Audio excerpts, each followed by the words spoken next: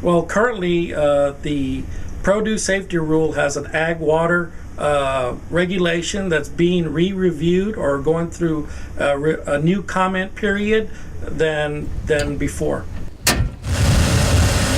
The issue when this first comment period came out and FDA was coming out with the regulations of ag water, they were looking at this criteria of 235 generic E. coli per 100 mils as being the criteria of where water could not be used to irrigate your produce crops.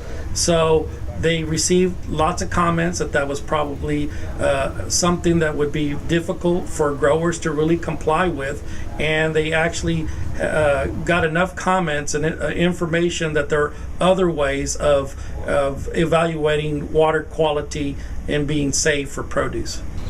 That would have been restricted for people using surface water such as lakes or rivers. For us here in the Rio Grande Valley, that would include the Rio Grande River.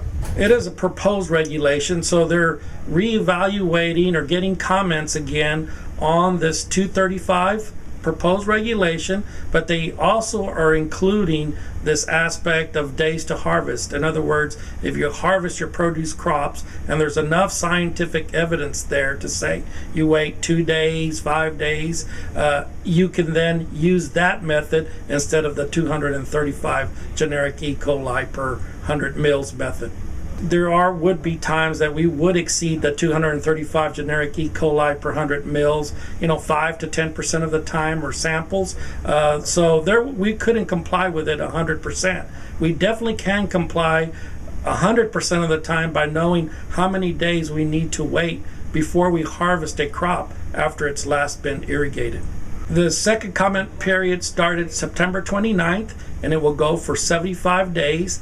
After those 75 days are complete, FDA will gather those comments, I guess, go through them, try to understand them, try to see where they stand in terms of this regulation, and hopefully their projected target date would be October of 2015 to come out with a regulation looking at agricultural water and how it would be used in growing produce crops in the United States. We have peer-reviewed publication showing that if you wait more than 5 days from the last irrigation to harvest, that you reduce the contamination risk by 25%, which is significant. This would help in complying with the FDA regulation of using some safe method to produce the crop. So in this method, it would be a method that growers could use, that would be easy for them to use, yet still comply with the FDA regulations of using safe water to irrigate their produce crops.